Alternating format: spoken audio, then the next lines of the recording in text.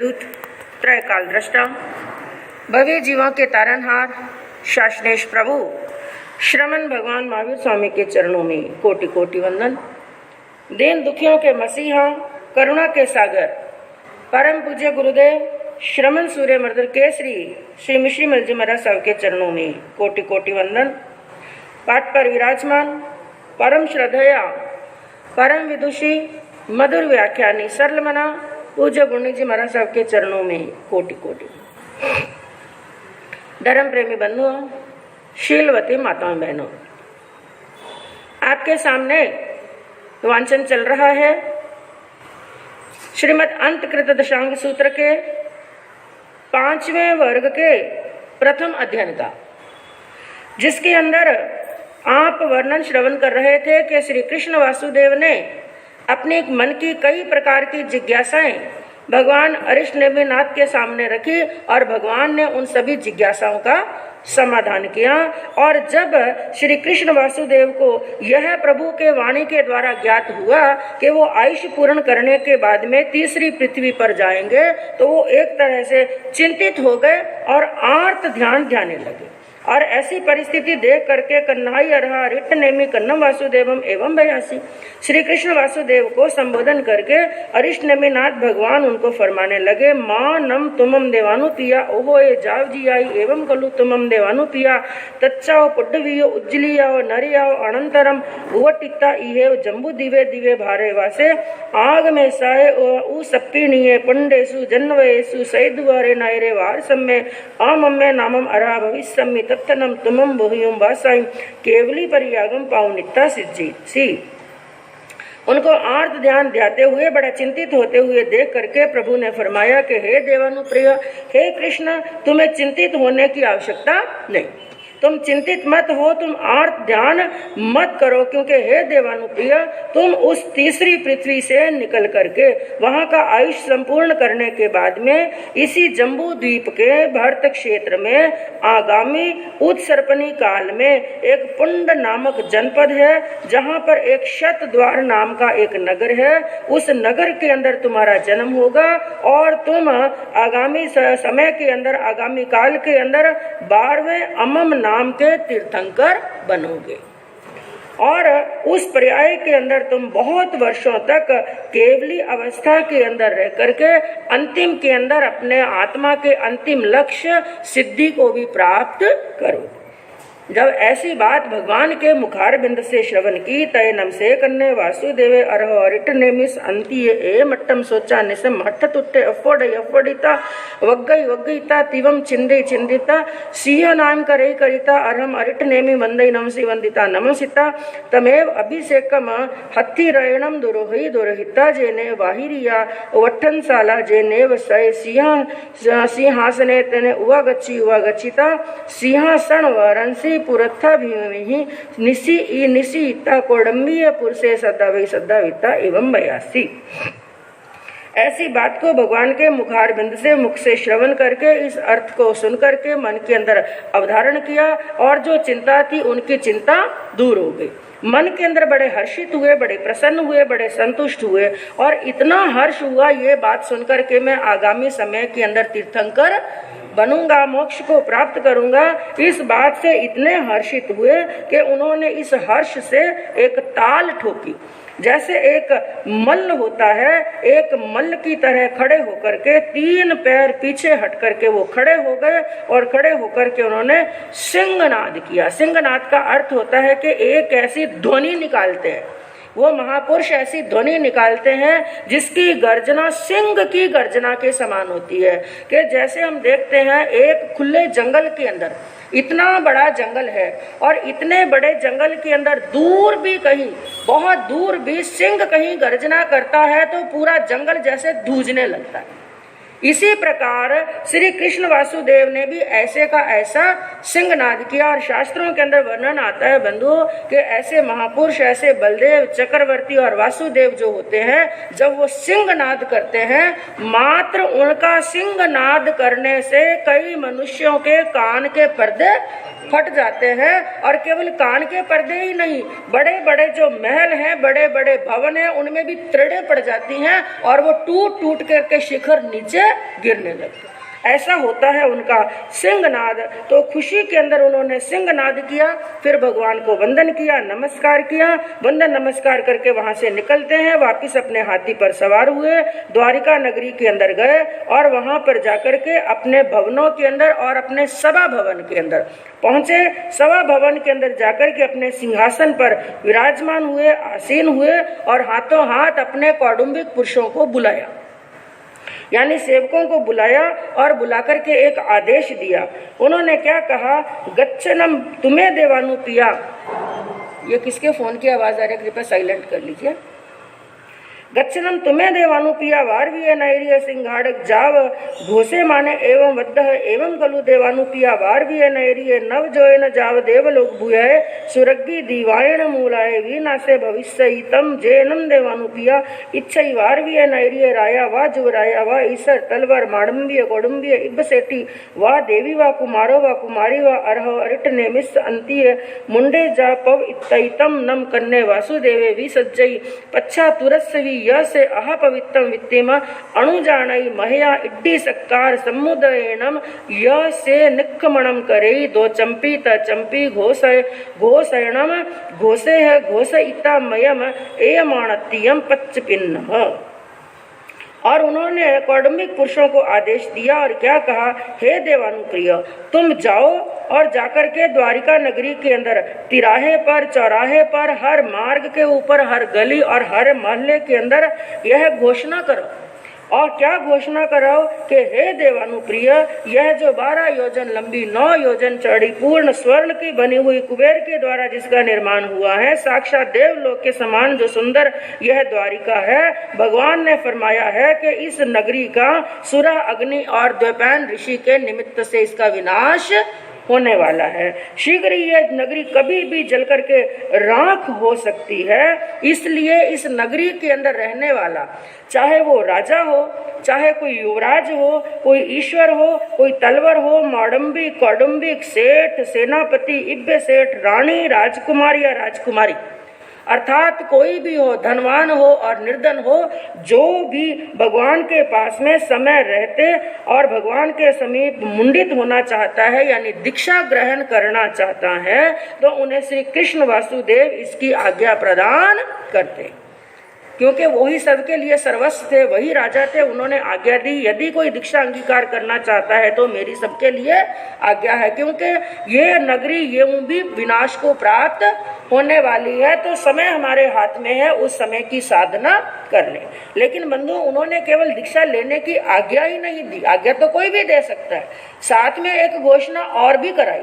साथ में उन्होंने क्या कहा कि जो भी दीक्षा अंगीकार करेंगे, दीक्षा लेते समय गृहस्थी को कई प्रकार की चिंता होती है। हम घर बार छोड़ करके, जैसे पति दीक्षा ले रहा है तो मेरे पीछे पत्नी का क्या होगा, माता पिता दोनों दीक्षा ले रहे हैं तो हमारे बच्चों का क्या होगा, या घर के अंदर वृद्ध माता पिता हैं उनकी सेवा कौन करेगा। तो साथ में एक घोषणा और भी कराई, जो संयम के मार्ग पर अंगीकार करेंगे और अग्रसर होंगे, भागवती दीक्षा अंगीकार करेंगे, उनके पीछे रहने वाले परिवार के सदस्यों की चिंता करने की आवश्यकता नहीं। जितने भी सदस्य घर के पीछे रहेंगे उनकी सार संभाल करना, रक्षण करना, पालन पोषण करना, यह पूरी जिम्मेदारी किसकी है? हाँ, कृष्ण वासुदेव उनकी पूरी पालना और पोषणा करेंगे। और ऐसे समाचार, ऐसी घोषणा सब जगह पर करवाओ। तैनम कौडुंबिया जाव पच्चपी नंती तैनम सा पौमा वही देवी अरो रिट नेमी संतीय दमम सोचा निसे महट्ट तुट्ट जावी अरम रिट नेमी वंदई नमसी वंदिता नवम सीता एवं बयासी। कौटुंबिक पुरुषों ने श्री कृष्ण वासुदेव की आज्ञा का पालन किया। पूरी द्वारिका नगरी के अंदर हर घर के सामने स्थान स्थान पर जाकर के ये घोषणा की और वापिस आकर के समाचार श्री कृष्ण वासुदेव को कह सुनाए। और उसके बाद में उसी सभा के अंदर पद्मावती महारानी भी, जो श्री कृष्ण वासुदेव की पटरानी थी, वो भी भगवान की वाणी श्रवण करने के लिए वहां पर गई हुई थी। उन्होंने भी इस सत्य को जाना और ऐसी सच्चाई को जाना क्या घटित होने वाला है, इसलिए उनको भी क्या आ गया? वैराग्य। पद्मावती महारानी को, पद्मावती पटरानी को वैराग्य आया और उन्होंने हाथ जोड़ करके भगवान के सामने एक बात कही। उन्होंने कहा, भगवान, मैंने आपके निकट धर्म को श्रवण किया है, सत्य मार्ग को मैंने श्रवण किया है, जिसको सुनने से मेरा हृदय बहुत प्रसन्न हो गया, मेरे मन के अंदर संतुष्टि हो गई है और मेरा हृदय बड़ा विकसित हो गया है।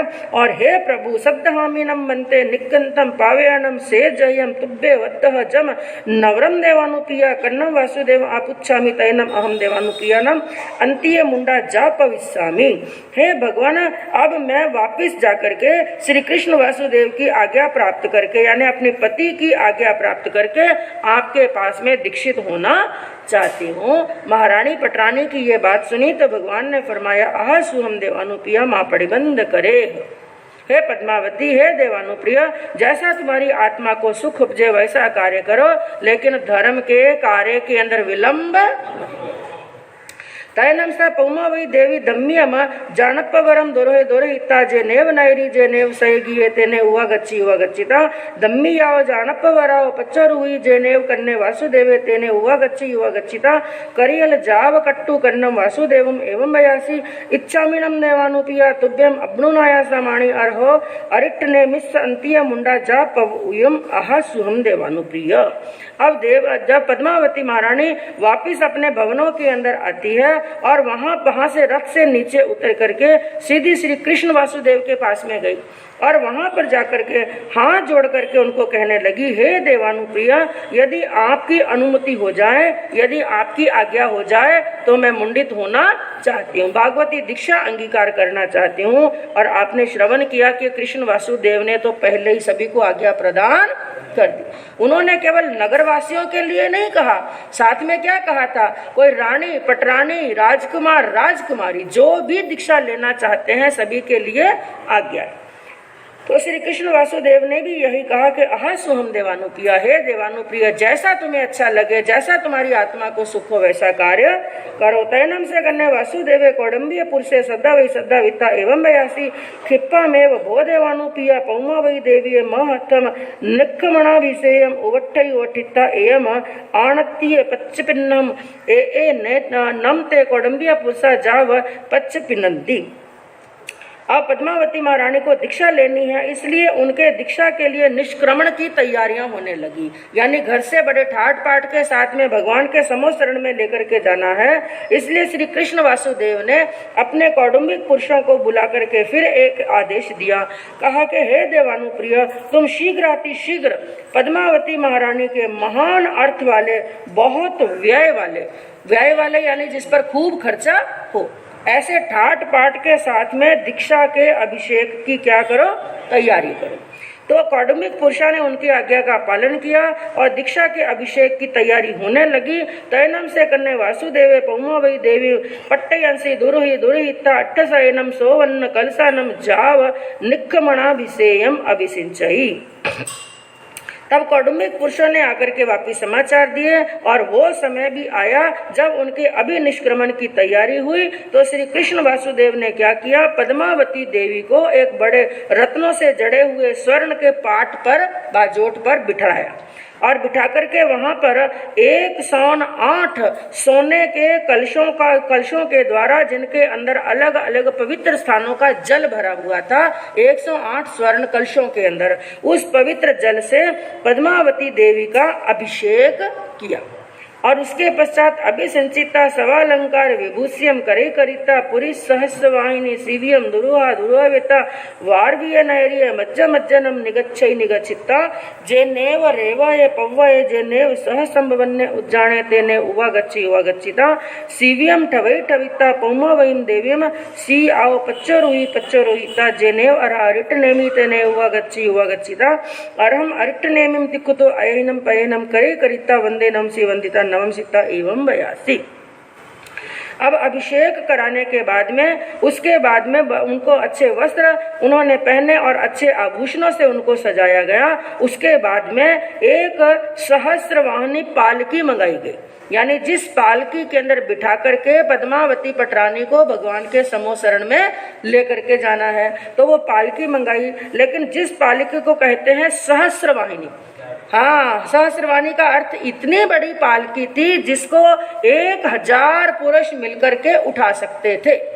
और ऐसी सहस्रवाहिनी मंगाई जिसके अंदर पद्मावती रानी भी बैठी, कई दासियां भी उसके साथ में बैठी हैं। तो ऐसी पालकी के अंदर उनको बिठा करके द्वारिका नगरी के बीचों बीच होते हुए जय जयकार करते हुए गिरनार पर्वत पर, जहाँ पर सहस्रनाम वन नाम का उद्यान था, भगवान के समोसरण के अंदर वहां पर पधार गए और वहां पर पालकी रोकी और पद्मावती महारानी नीचे उतरी और उतर करके भगवान के पास में जाकर के अदक्षिणा दी, प्रदक्षिणा दी, 3 बार वंदन और नमस्कार किया।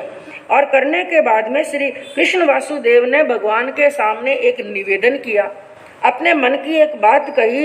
ऐसनम मनते मम अग्गम हिसी पौमा वही नामम देवी मम इट्ठा कंता पिया मनुन्ना मनामा अभिरामा जाव के मंग पुण पासनियाय तन्नम अहम देवानु पिया शिष्यनी भिक्खम दलयामी पड़ी चंतु नम देवानु पिया शिष्यनी भिक्खम अहासुहम।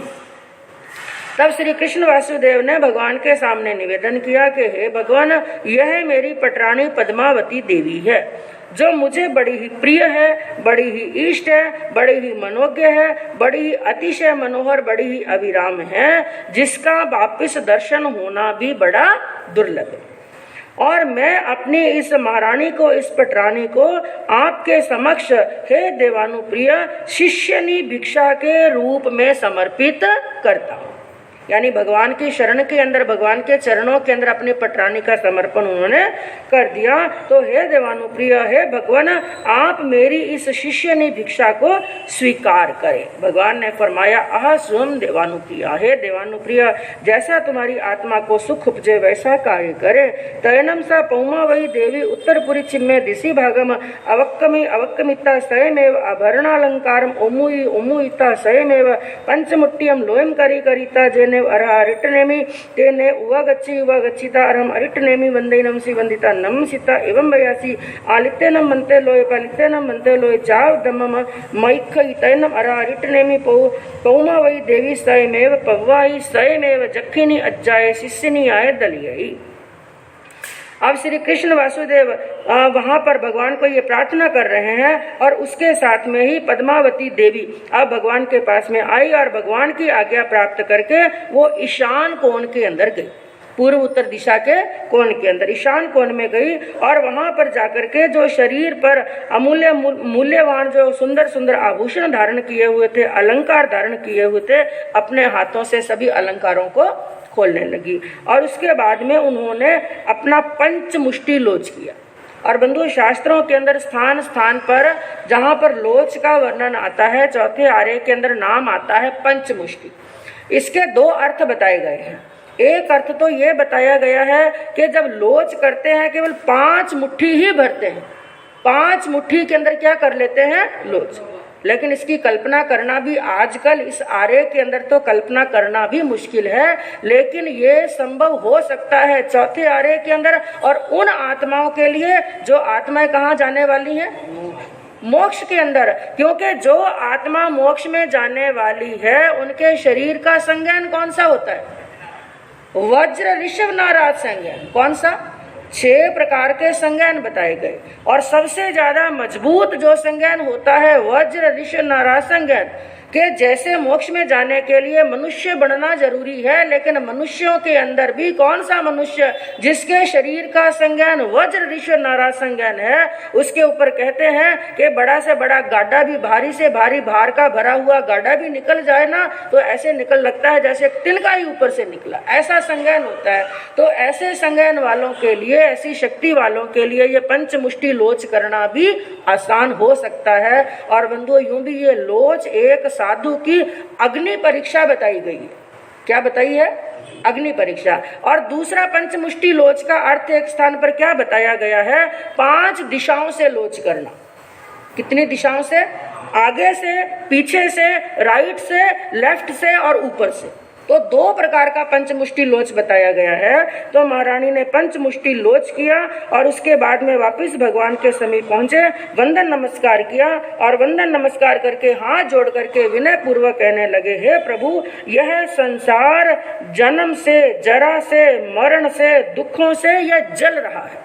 चारों तरफ से अतिशय जल रहा है, चारों तरफ अग्नि जल रही है, इसलिए इस अग्नि से, इन दुखों से घबरा करके मैं आपकी शरण के अंदर आई हूँ। आप मुझे दीक्षा प्रदान करें, अपनी शरण प्रदान करें और धर्म का उपदेश दें।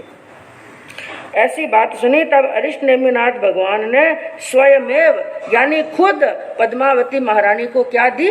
दीक्षा। भगवान ने खुद दीक्षा प्रदान करी और दीक्षा देने के बाद में अब वो एक आर्या बन गई और उनको यक्षिणी नामक आर्या, जैसे भगवान महावीर की जो साध्वियां हैं उनके अंदर सबसे प्रमुख कौन है?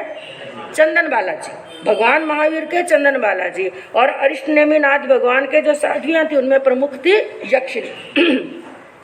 तो उनको प्रवर्जित करने के यानी दीक्षा देने के बाद में यक्षिणी नामक आर्या को शिष्या के रूप में प्रदान कर दिया, सौंप दिया। तैनम सा जखिनी अज्जा पौमा वही देवीम सयमे पव्वाई पव्वाविता जाव सयम सयम तैनम सा पौमा वही अज्जा जाया इरिया समिया जावगत्त बम्बयारी।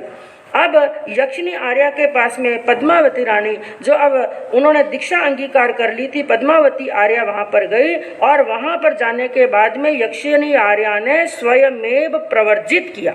अब दो बातें आई, एक तो भगवान ने पहली बात क्या बताई कि भगवान ने स्वयमेव दीक्षा दी, और दूसरी बात आई कि यक्षिणी आर्या ने स्वयमेव प्रवर्जित किया।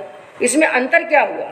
यानी जो साधु का वेश पहनना है, ये जो शरीर की ऊपर की जो संयम के चिन्ह है और करेमी बनते का पाठ है, ये दीक्षा तो किसने दी थी? प्रभु ने। तो यक्षिणी आर्या ने उनको प्रवर्जित किया। इसका अर्थ क्या हुआ? उन्होंने आत्मा के हित की शिक्षा दी, यानी ज्ञान की। भगवान ने तो दी दीक्षा और यक्षिणी आर्या ने क्या दी? शिक्षा। तो वो वाली दीक्षा दी उनको, इंद्रियों को जीतना। जैसे आजकल हम कह सकते हैं कि छोटी दीक्षा और बड़ी दीक्षा, आजकल की भाषा में। तो उनको किस प्रकार संयम की साधना करनी है, कैसे इंद्रियों को जीतना है, कैसे मन वचन काया को अपने कंट्रोल में करना है, इस प्रकार का उपदेश दिया। और तयनम सा पौमा वही अज्जा जाया इरिया समिया जावगुत्त बम्बयारिणी तयनम सा पौमा वही अज्जा जक्किनी अज्जा अंतिये समाई आयम एकादश अंगाइम अहिजय अहिजिता बहुयम चौथ छठ छठम दसम दुवाल से हिम मा सद्ध मास खमणे हिम विभि हिम तवो कमहिम अपणम भावे माना वीर तैनम सा पौमा भी अज्जा बहु पड़ी पुन्नाइम विषम वसाइम सामन्न परियागम पावनिता मासियाय संलेहनाय अपणम जोसे जोसे जोसिता सठिम बताइम अणसनाय छेदी छेदिता जसट्ठाय किर्रई नग्ग भावे मुंड भावे जाव तमठम आरे ही चरी मुस्सा से हिम सिद्धा। तब वह पद्मावती आर्या इरिया समिति से युक्त यानी 5 समिति 3 गुप्ती का पालन करने वाले एक ब्रह्मचर्य को धारण करने वाली आर्या बन गई।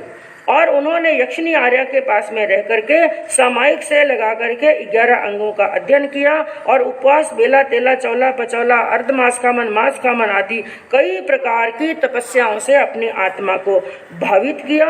और पद्मावती आर्या ने अपने जीवन के अंदर 20 वर्ष तक संयम का पालन किया, 1 महीने का संथारा सलेखना अंगीकार किया, 60 भक्तों का छेदन करते हुए, और जिस प्रयोजन के लिए उन्होंने संयम अंगीकार किया था, सिद्धि प्राप्त करने के लिए, उन्होंने उस सिद्धि के लिए नग्न भाव और मुंड भाव को अंगीकार किया।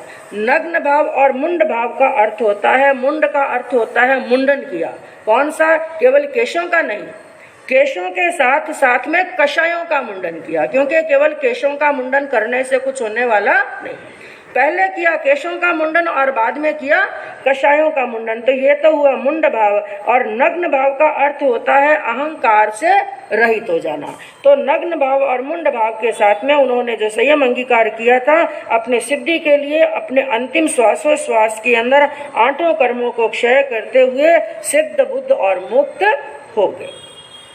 उखे वो वी अज्जयना तेनम कालेनम तेनम समेनम वारवीय नैरिय रेवय पव्वय नंदन वन्ने उच्चारणे तत्सनम वारवीय नैरिय कन्ने वासुदेवे राय होता तत्सनम कन्नम वासुदेवस गौरी देवी वन्ना और आरिटने में समोसड्डे। और इस प्रकार पंचम वर्ग का ये प्रथम अध्ययन संपूर्ण हुआ। दूसरे अध्ययन के अंदर बताया गया कि वही द्वारिका नाम की नगरी थी जहाँ पर नंदनवन नाम का उद्यान था और जिस नगरी के अंदर श्री कृष्ण वासुदेव राज्य करते थे और उनके एक गौरी नाम की अग्रमहिषी वो भी पटरानी थी और उनका वर्णन भी वैसे का वैसा ही समझना चाहिए कि भगवान का पदार्पण द्वारिका नगरी के अंदर होता है और गौरी महारानी भी भगवान के चरण बंदन करने के लिए गई और उनको भी वैराग्य आया। कन्या निग्गाय गौरी जहा पौमा वही ता निग्गया धम्म कहा परिसा पड़िगया कन्या भी तैनम सा गौरी जहा पौमा वही ता निकंता जाव सकता। और उन्होंने भी भगवान की वाणी सुनी, वैराग्य को अंगीकार किया और भगवान श्री कृष्ण वासुदेव की आज्ञा प्राप्त करके पद्मावती महारानी की तरह उन्होंने भी दीक्षा अंगीकार की, ज्ञान का उपार्जन किया, छोटी मोटी तपस्याओं को अंगीकार किया, अंतिम के अंदर संतारा से लेखना करके सिद्ध बुद्ध और मुक्त हो गए। इसी प्रकार 3 से लगाकर 8 अध्ययन, जिसमें तीसरे अध्ययन के अंदर बताया गांधारी का, लखना का एवं गांधारी एवं लखना एवं सुसीमा एवं जम्बवती सत्यभामा रुक्मिणी एवं अट्ठवी पौमा वही सरिसा 8 अध्ययना समता। इसी प्रकार तीसरे अध्ययन के अंदर गांधारी रानी का, चौथे में लक्ष्मा का, 5वें में सुसीमा, 6ठे में जम्बवती, 7वें में सत्यभामा, 8वें में रुक्मिणी नामक रानियों का वृत्तांत समझना चाहिए। इन 8 का आगम पाठ एक समान ही चलता है। तो ये 8 अध्ययन संपूर्ण हुए। 9वें और 10वें अध्ययन के बारे में बताया गया। उख्य वो य नवमस तेनम कालिनम तेनम सवनम वारवीय नैर्य रेवय पव्वय नंदन वन्य उज्जाने कन्ने वासुदेवे राया तत्थनम वारवीय नैर्य कन्नस वासुदेव से पुत्ते जम्बवतीय देवीय अत्ते संबे नामम कुमारे होता अहीन पड़िपुन्नम पंचिंदीय शरीरे तस्सनम संबस्य कुमार से मूल श्री नामम बारिया होता वन्नो अरहा रिट नेमि सम्मो सड्डे कन्ने निकोय मूल श्री वी निगया जहां पौमा वही नवरम देवानुपिया कन्नम वासुदेव आपुच्छामी जाव सिद्धा। 9वें और 10वें अध्ययन का वर्णन बताते हुए कहा कि उस काल और उस समय के अंदर वही नगरी का वर्णन बताया। द्वारिका नाम की नगरी थी जहाँ पर रैवतक नाम का पर्वत था जिसके अंदर नंदनवन नाम का उद्यान था और श्री कृष्ण वासुदेव वहाँ पर राज्य करते थे। और श्री कृष्ण वासुदेव और उनकी महारानी जाम्बवती ने जिसने एक पुत्र को जन्म दिया जिसका नाम था शाम्ब कुमार। और शाम्ब कुमार की जो 2 पत्नियां थी जिसका नाम था मूल श्री और मूल दत्ता, यानी श्री कृष्ण वासुदेव की दोनों पुत्र वधुएं थी। इनका दोनों का वर्णन भी एक समान ही समझना चाहिए कि उन्होंने भी भगवान की वाणी सुनी, उनको भी वैराग्य आया और पद्मावती महारानी की तरह ही उन्होंने भी आज्ञा प्राप्त करके भगवान के समक्ष दीक्षा अंगीकार की और सामयिक से लगाकर 11 अंगों का अध्ययन किया। अंतिम समय के अंदर संतारा से लेखना किया और सिद्ध बुद्ध और मुक्त हो गए। तो बंधु आपके समक्ष ये 5 वर्ग संपूर्ण हुए और 5 वर्ग के अंदर जिसमें आपने श्रवण किया, पहले वर्ग के अंदर 10 अध्ययन आए, दूसरे वर्ग में 8 अध्ययन आए, तीसरे वर्ग में 13 अध्ययन है, चौथे में 10 अध्ययन है और 5वें में भी 10 अध्ययन।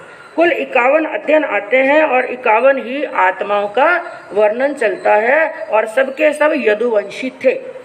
और दूसरी बात, ये 5 वर्ग का जो वर्णन आया भगवान अरिष्ट नेमिनाथ भगवान के समय का साधकों का वर्णन आया। तो अब जो 6ठा, 7वां और 8वां वर्ग आएगा उसके अंदर भगवान महावीर के समय के साधकों का वर्णन आएगा। और अब तक जो ज्यादातर वर्णन आया द्वारिका नगरी का आएगा और भगवान महावीर के समय के अंदर ज्यादातर वर्णन कौन सी नगरी का आएगा? राजगिरी नगरी का आएगा। तो अब मैं संक्षिप्त के अंदर यह बताना चाहती हूँ, हमने ये जो 5वां वर्ग श्रवण किया, 5वां वर्ग पढ़ा, इसके अंदर भी एक नहीं अनेक शिक्षाएं हैं, लेकिन समय के अनुसार आगम हमें 8 दिनों में पढ़ना है, इसलिए समय के अनुसार बड़े संक्षिप्त के अंदर आपको बताते हैं कि इस अध्ययन में से भी हमें एक नहीं कई प्रकार की शिक्षाएं प्राप्त होती है। जिसमें सबसे पहली यह शिक्षा प्राप्त होती है कि जगत के अंदर जितने भी पदार्थ हैं जो हमारे दृष्टिगोचर हो रहे हैं, जो इन चरम चक्षुओं के द्वारा हमें संसार के अंदर दिखाई दे रहा है, सबके सब पदार्थ क्या है? नश्वर, नाशवान है। एक ना एक दिन उनका विनाश होने वाला है। जैसे श्री कृष्ण वासुदेव की द्वारिका नगरी, जिसका निर्माण देवलोक के देवता ने किया, लेकिन उसका भी क्या हो गया था? हाँ विनाश हो गया था। और दूसरी शिक्षा इसके अंदर सबसे बड़ी शिक्षा प्रत्येक साधक को ये लेनी चाहिए कि निदान का जो फल होता है वो कभी भी शुभ होने वाला नहीं। इसलिए चाहे उपवास करो, बेला करो, तेला करो, छोटी से छोटी तपस्या करो, जरूरी नहीं बड़ी करो, लेकिन जो भी तपस्या करो वो तपस्या केवल आपकी कर्मों की निर्जरा के लिए होनी चाहिए, दिखावे के लिए नहीं, प्रसिद्धि के लिए नहीं, और भौतिक पदार्थों को प्राप्त करने की भावना मन के अंदर नहीं होनी चाहिए। कि जैसे श्री कृष्ण वासुदेव की आत्मा ने निदान किया, इतना बड़ा पद प्राप्त किया, लेकिन मन ही नहीं हो रहा है। वो अपने आप को क्या सोच रहे हैं, मैं संयम अंगीकार करने में समर्थ नहीं। और तीसरी वहां पर शिक्षा मिलती है कि चाहे वैभव का नशा हो और चाहे नशे का नशा हो, कोई भी नशा है, चाहे तो नशे का नशा है और चाहे किसका नशा है, हाँ वैभव का नशा ही बड़ा खतरनाक होता है। कई बार तो वैभव का नशा नशे के नशे से भी ज्यादा खतरनाक होता है। तो चाहे वैभव का नशा चाहे नशे का नशा, लेकिन दोनों क्या करते हैं, अनर्थ करते हैं। जैसे यादव कुमारों ने नशा किया, एक तो नशा सचमुच का ये नशा द्रव्य नशा किया, और दूसरा नशा किसका था, वैभव का। इसलिए क्या हो गया था, अनर्थ, मुनि ने श्राप दे दिया था। और चौथी शिक्षा इसके अंदर क्या मिलती है कि जीवन के अंदर कभी भी कैसी भी परिस्थिति हो निराश नहीं होना चाहिए, क्योंकि भगवान यदि 99 रास्ते बंद करता है ना, तो एक रास्ता क्या रखता है, खुला। उस आत्मोत्थान के रास्ते को ढूंढना चाहिए, और आत्मोत्थान का रास्ता अवश्य ही मिलेगा, जैसे कृष्ण वासुदेव को मिला। क्योंकि निदान करके 99 रास्ते तो क्या कर दिए थे, बंद, लेकिन एक रास्ता खुला था। कौन सा, अनुमोदना का, धर्म की दलाली की। उस रास्ते से उन्होंने तीर्थंकर गोत्र का बंद कर लिया था।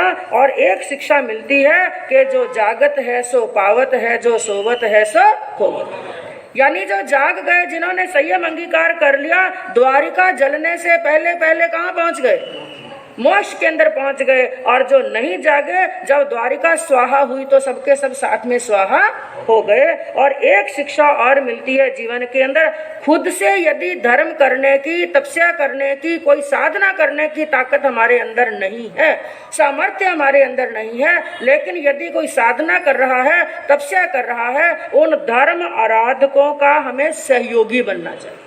जैसे कृष्ण वासुदेव बने, वो संयम अंगीकार करने में समर्थ नहीं थे, लेकिन सभी के क्या बन गए, सहयोगी। यदि कोई दीक्षा अंगीकार करेगा तो पीछे रहे हुए परिवार का लालन पालन मैं करूं।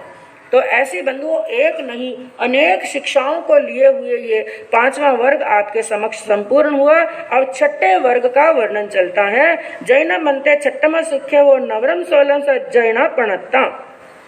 फिर जम्बू स्वामी ने प्रश्न किया कि हे भगवान, मैंने आपके मुखार बिंद से 5 वर्ग श्रवण कर लिए हैं, अब भगवान ने 6ठे वर्ग के अंदर कितने अध्ययन कहे हैं, कितनी आत्माओं का वर्णन किया है। तो ये सुनकर के सुधर्मा स्वामी ने उत्तर दिया कि हे जम्बू, इस वर्ग के अंदर 16 अध्ययनों का वर्णन आता है, 16 महान आत्माओं का वर्णन आता है। मंकाई किमकमे चेव मोगर पाणी काशोम खिम्मय दित्ति धरे चेव केलासे हरिचंदने वारत सुदंसने पुन्नबद्ध सुमनबद्ध सुपट्ठे मेह अतिमुत्ते या लखे अज्जय नाणम तू सोल सयम।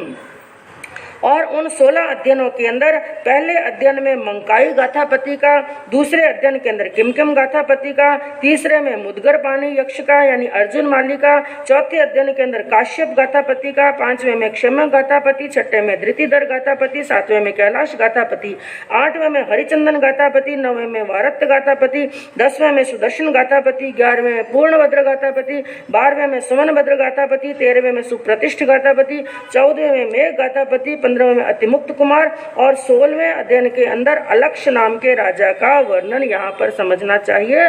और बंधुओं, ये जो गाथापति नाम आया, गाथापति भी कोई सामान्य इंसान नहीं होते, जिसको आज की भाषा के अंदर नगर सेठ कह सकते हैं, वो होते थे गाथापति। और इनका कार्य क्या होता था, गाथापति जिनको जो कईयों का पालन पोषण करते थे, इनकी वजह से कईयों स्वधर्मी भाइयों का परिवार चलता था, गांव के नगर के लोगों का घर चलता था इनकी वजह से। ये कई बार ज्यादातर क्या करते गाथापति कि अपना कमाने के लिए एक नगर से दूसरे नगर, दूसरे नगर से तीसरे नगर, और बड़ा बड़ा खूब बड़ा ग्रुप, बड़ा समूह लेकर के साथ में जाते। और जिन लोगों को जाने के लिए, कहीं पर कमाने के लिए जाने के लिए साधन उनके पास में नहीं, तो वो लोग इनके साथ में रवाना हो जाते, उस समूह के साथ में रवाना हो जाते, और रास्ते में उनके खाने का, पीने का, रुकने का सब इंतजाम कौन करते थे? गाथापति। और उस बिजनेस के अंदर भी यदि वो सहायक बनते तो जो प्रॉफिट होता था गाथापति उनको बराबर हिस्सा देते थे, और यदि नुकसान हो जाता था तो खुद झेलते थे। तो इनकी वजह से कईयों का पेट पलता था, कईयों का परिवार चलता था। ऐसे एक नहीं कई गाथापतियों ने दीक्षा अंगीकार की। तो ऐसे गाथापतियों का, अर्जुन माली का, अतिमुक्त कुमार का और एक राजा का वर्णन इस अध्ययन के अंदर आता है। जय 16 अज्जयना पणत्ता पड्डमसनम मनते अज्जयनस के अट्ठे पणत्ते एवं कल्लु जम्बू तेनम काड़ेनम तेनम समेनम रायगिय नयरे गुणशीले चाहिए सेणीय राया। अब जम्बू स्वामी के पूछने पर सुधर्मा स्वामी ने उत्तर दिया कि छठे वर्ग के 16 अध्ययन बताए गए हैं, जिसमें प्रथम अध्ययन का वर्णन कहा कि उस काल और उस नगर समय की बात है।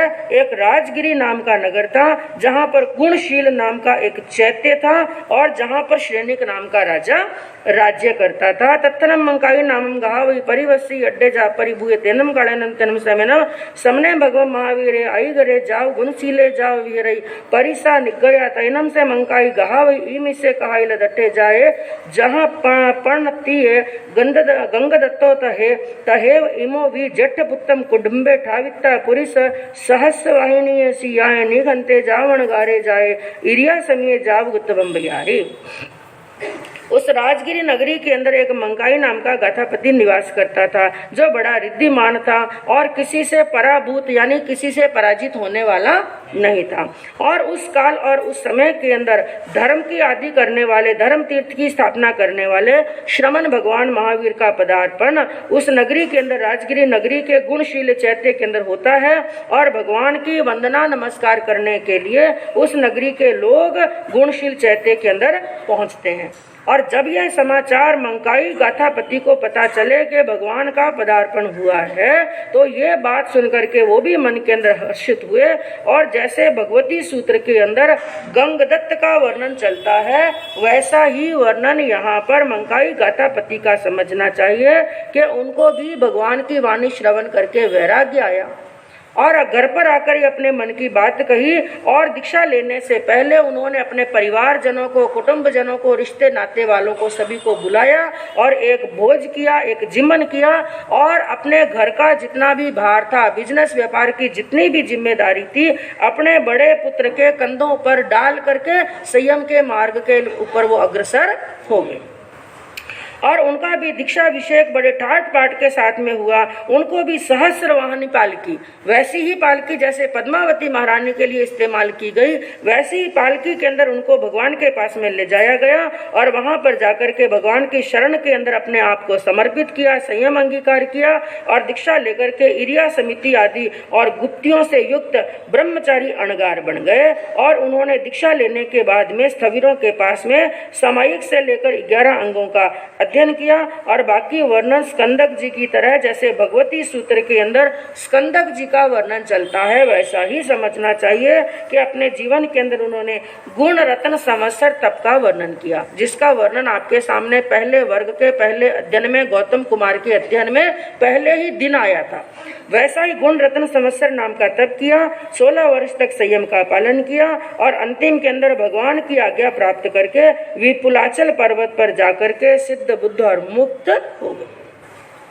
अब इस 5वें वर्ग के दूसरे अध्ययन का वर्णन बताते हुए कहा कि छट्टवग्गस पड्डम जैनम समत्तम दोच्चस उख्यवो किमकमे वी एवं चेव जाव व्यूले सिद्धे।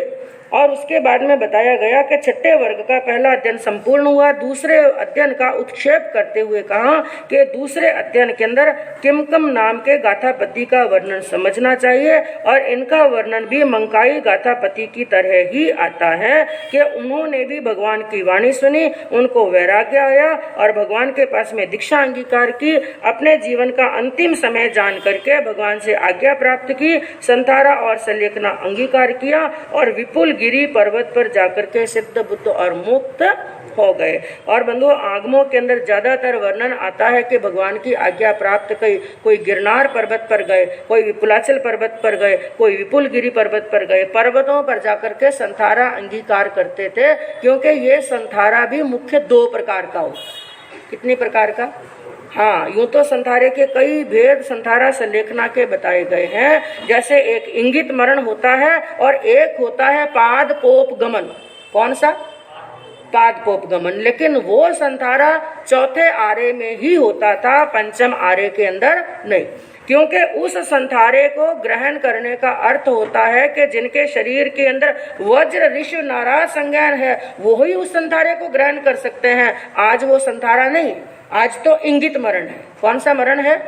इंगित मरण, जिसके अंदर भी तिविहार भी है और चौविहार भी है। एक कमरे की मर्यादा भी करते हैं, घर की मर्यादा भी करते हैं, केवल अपने संस्कारक की मर्यादा भी करते हैं। तो इंगित मरण के तो कई भेद हैं, कई प्रभेद हैं, वो भी समय आने पर बताया जाएगा। लेकिन संक्षिप्त के अंदर आपको बताऊं मैं, पाद पोप गमन मरण किसे कहते हैं?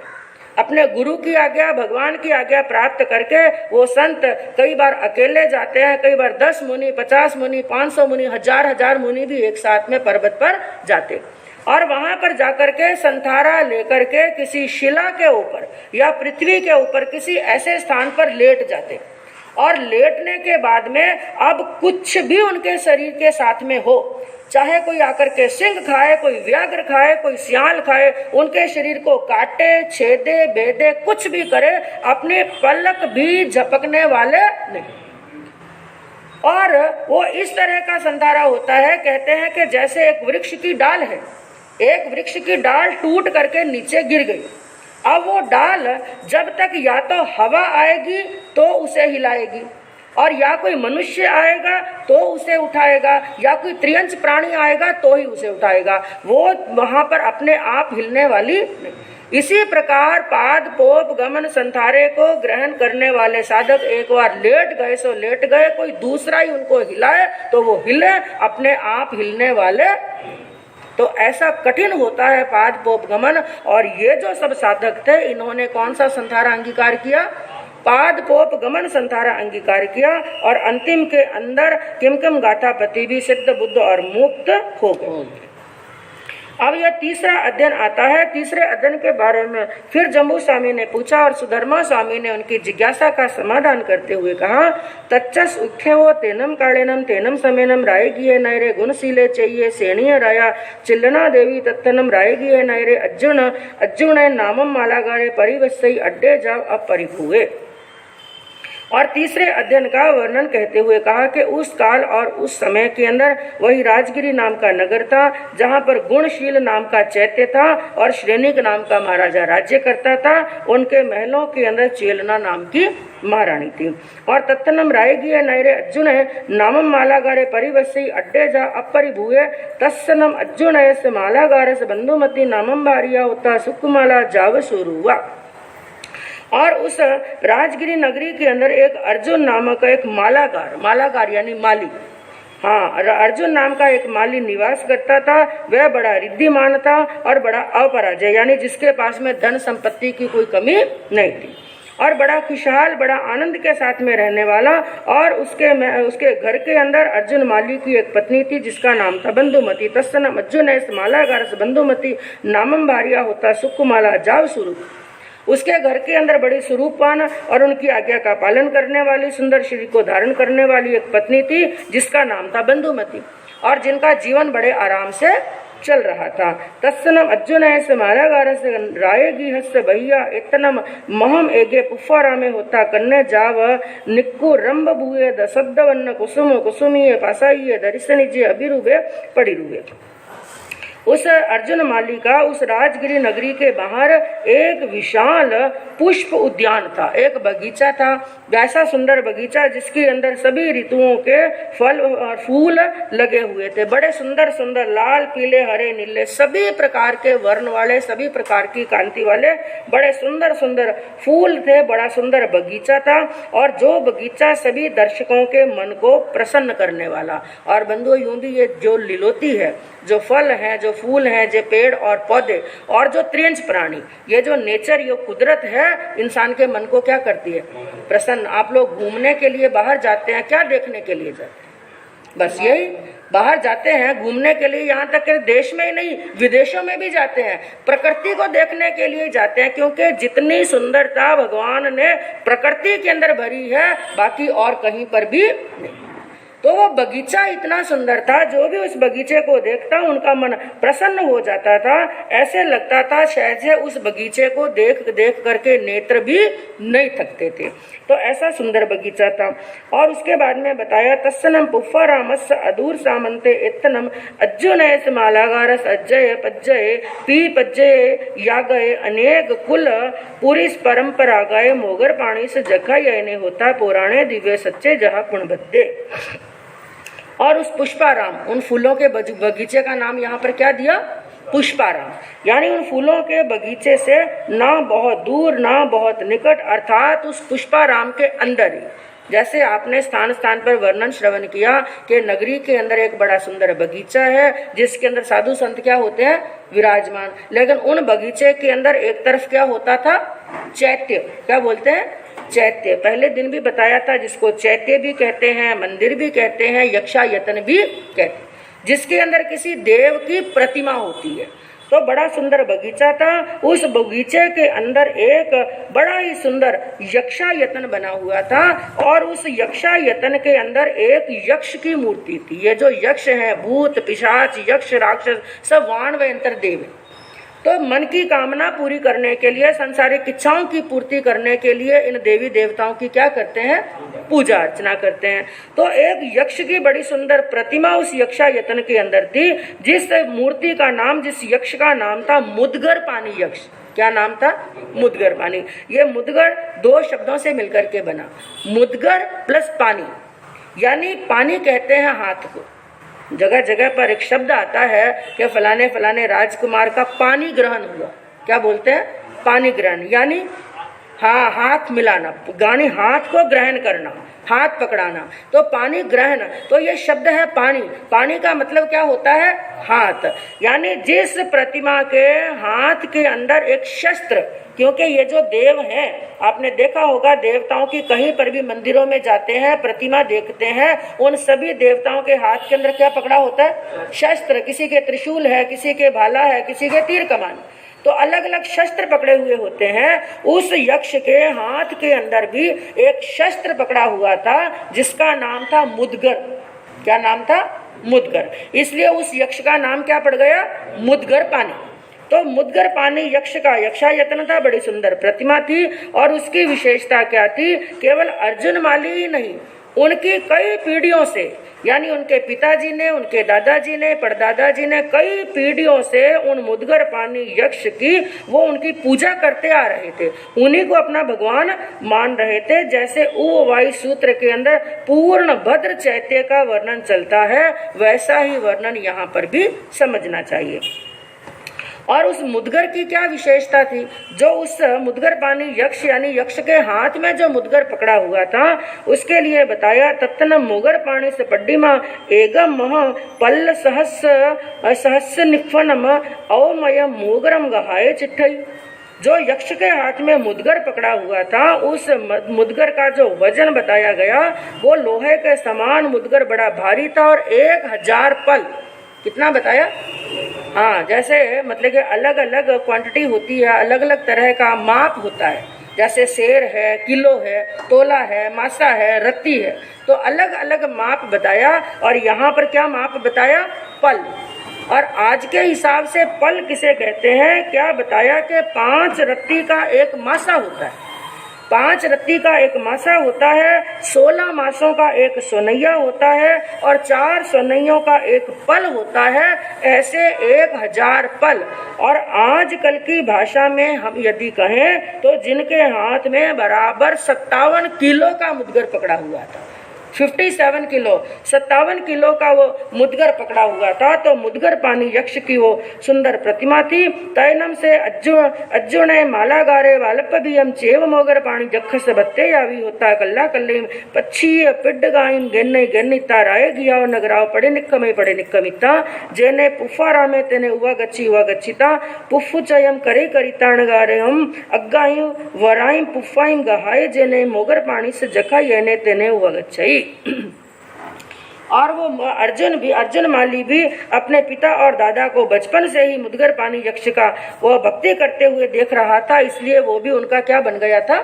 भक्त बन गया, उनका भक्त बन गया था। और वो प्रतिदिन उसका नियम क्या था कि सुबह स्नान पानी करके तैयार होकर के सबसे पहले एक बांस की टोकरी लेना और बांस की टोकरी लेकर के अपने बगीचे में जाते, जहां पर वहां पर सुंदर सुंदर खिले हुए फूलों का चयन करते, उस टोकरी को भर लेते और फूलों की टोकरी लेकर के मुद्गर पानी यक्ष की प्रतिमा के सामने जाते थे। उवा गच्छिता मुगर पाणी से जखस महिरियम पुष्प चयनम करी करिता जाणु पाए वड्डीय पनामम करी करिता तव बच्चा राय मगंसी वित्तिम कप्पे माणे भी रही तय नम राय गिये नैरे लल्लिया नामम गोट्टी परिवसई अड्डा जाव परि बुआ जम कये सुख कया जावी होता है तैनम राय गिये नैरे नया कयाई पयो घुट्टे यावी होता। और उन मुद्गर पानी यक्ष की महाआर्द्य यानी अत्यंत भक्ति पूर्वक पुष्प अर्चना करते, यानी जो सुंदर सुंदर फूल लेकर के आए थे सबसे पहले मुद्गर पानी यक्ष के चरणों के अंदर वो फूल चढ़ाते और फूल चढ़ाने के बाद में उस प्रतिमा के सामने जमीन पर अपने घुटने टेक करके उनको प्रणाम करते थे और उनकी पूजा अर्चना की जो भी विधि विधान है वो करने के बाद में वापस उन फूलों को लेकर के राजमार्ग पर जाते और वहां पर फूलों को बेचते थे, क्योंकि उन्हीं फूलों को बेच करके वही फूल ही उनकी आजीविका का साधन थे और कोई बिजनेस व्यापार नहीं, फूलों के द्वारा उनकी आजीविका चलती थी। यानी उनकी प्रतिमा की पूजा अर्चना करने के बाद में ही अपना बाकी का दैनिक कार्य वो प्रारंभ करते, यही उनके प्रतिदिन का नियम था। और उसके बाद में बताया तत्नम रायगी है नयरे ललिया नामम गोठी परिवसई अड्डा जा अपरी बुआ जम का सुगा जावी होता तत्नम रायगी है नयरे नया कयाई पमोए गुट्ठे यावी होता। उसी राजगिरी नगरी के अंदर वहां पर बताया गया कि एक ललिता नामक गोष्ठी थी।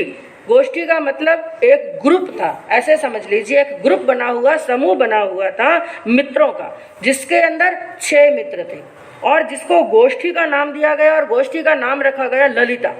ललिता नाम का एक 6 मित्रों की मंडली थी जो बड़ी समृद्ध थी और किसी से हार नहीं खाने वाली थी। और इस तरह से कह सकते हैं कि जिन्होंने पूरी राजगिरी नगरी के अंदर जैसे गुंडागर्दी मचा रखी। और आप जानते हैं जो गुंडा लोग हैं उसे सज्जन लोग क्या करते हैं, दूर रहते हैं, डरते हैं, इनसे दूर रहो तो ठीक, यानी कोई उनका सामना नहीं करता। यहाँ तक के जो राजा थे वहां के श्रेणिक राजा भी उनको अपने कंट्रोल में नहीं कर सके। इसलिए चाहों के चाहों मित्र वो पूरी मंडली स्वच्छंद होकर के घूम रही थी, स्वच्छंद होकर के घूमती थी। वो किसी से कभी हार खाने वाली नहीं, किसी से भयभीत करने होने वाली नहीं, बल्कि पूरी राजगिरी नगरी को उन्होंने भयभीत कर रखा था। तो ऐसे मित्रों की गोष्ठी थी और जिनके विरुद्ध बोलने की ताकत किसी के अंदर नहीं थी।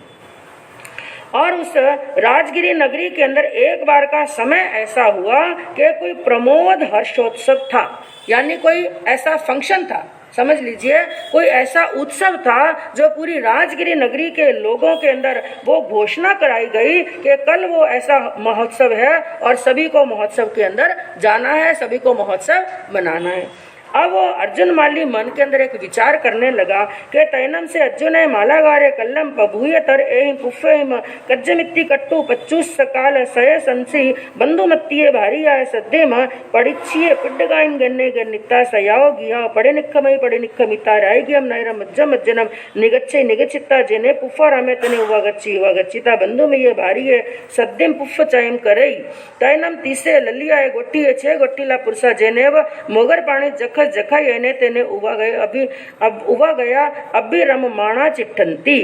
अब अर्जुन माली बैठ करके मन के अंदर विचार करने लगा कि कल हमारे नगर के अंदर क्या है, उत्सव है, बड़ा महोत्सव है और महोत्सव के अंदर फूलों की क्या पड़ेगी, ज्यादा आवश्यकता पड़ेगी। और कोई प्रोग्राम आने वाला हो तो दुकानदार वो माल क्या करते हैं, पहले स्टॉक कर लेते हैं। तो उसने भी विचार किया रोज की अपेक्षा से कई गुना ज्यादा फूलों की आवश्यकता पड़ेगी, इसलिए मेरे लिए यही अच्छा होगा कि हर रोज मैं जितने बजे फूल तोड़ने के लिए जाता हूँ कल मैं क्या करूँ, जल्दी अंधेरे अंधेरे ही चला जाऊं, खूब सारे फूल होंगे तो खूब बिक्री होगी और मुझे अच्छी कमाई होगी।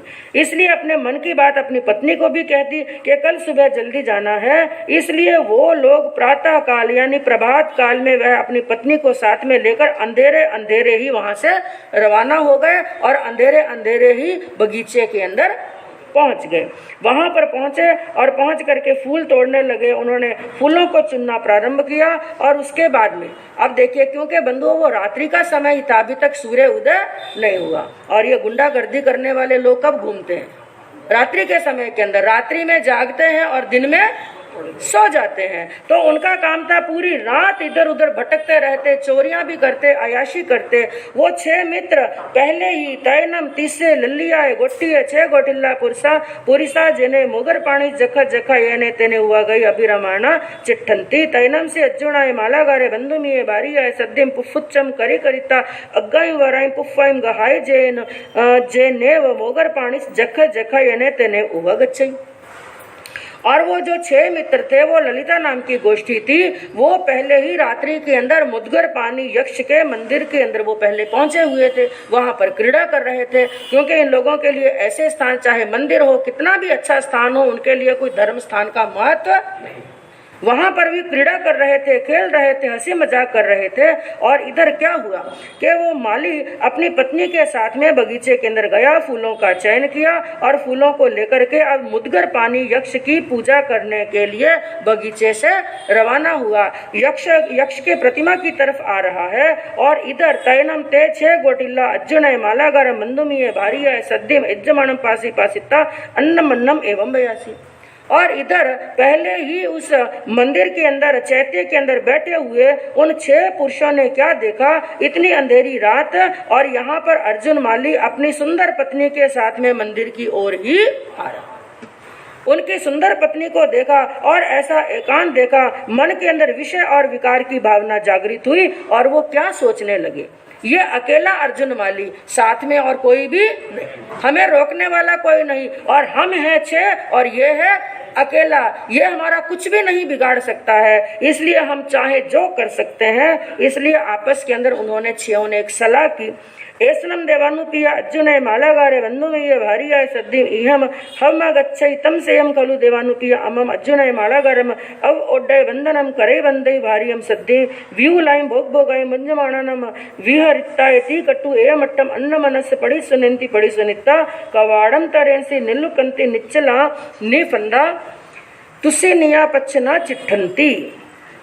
आपस के अंदर उन्होंने सलाह मशवरा किया कि हे देवानुप्रिय, हमारे लिए यही अच्छा होगा कि ये अर्जुन माली जो अपनी बंधुमती भार्या के साथ में, अपनी पत्नी के साथ में इधर आ रहा है, तो हमारे लिए यही बढ़िया होगा कि हम लोग इन अर्जुन माली को उनके दोनों हाथों को पीछे, पीठ के पीछे बांध दें और उनको बांधने के बाद में उनकी पत्नी भार्या बंधुमती के साथ में विपुल भोगों को भोगे। और ऐसी बात करके उनकी सलाह 6 की एक बात हो गई, अपने कथन को मान्य कर लिया। और इस क्रिया को क्रियान्वित करने के लिए 6 के 6 पुरुष उस यक्षा यतन के जो बड़े बड़े किवाड़ थे, बड़े बड़े दरवाजे थे, उनके पीछे छिप करके खड़े हो गए, ताकि किसी को भनक नहीं पड़े कि यहाँ पर पहले यक्षा यतन में कोई है। अब बंधुओं, वो अर्जुन माली वहां पर प्रवेश कर रहा है। कैसे वो वहां पर प्रवेश करता है और 6 के 6 जो वो मित्र हैं उनके ऊपर किस प्रकार से आक्रमण करते हैं और कैसी घटना बनती है, सुनने से मालूम पड़ेगा। इसी भावना के साथ में ओम शांति। आगमे तिव्य की पाटी का कौशक आगमे दिव्य पणकते तंजहा सुत्रागमे अथागमे तदुभयागमे। इस तरह 3 प्रकार आगम रूप ज्ञान के विषय में जो कोई अतिचार लागू हुई तो आलो। जम वैदम वच्चामेलियम हिनक्खरम अचक्खरम पयिनम विनयिनम जोगिनम घोषिनम सुटुदिन्नम दुटु परिचयम अकाले कौ सज्जाओ काले न कौ सज्जाओ असज्जाय सज्जायम सज्जाय न सज्जायम बनता गुणता विचारता। ज्ञान और ज्ञानवंत पुरुषों की अविनाशात्मा की हो तो तस्मिच्छामि। त्रय काल दृष्टा, भव्य जीवों के तारनहार, शासनेश प्रभु, श्रमण भगवान महावीर स्वामी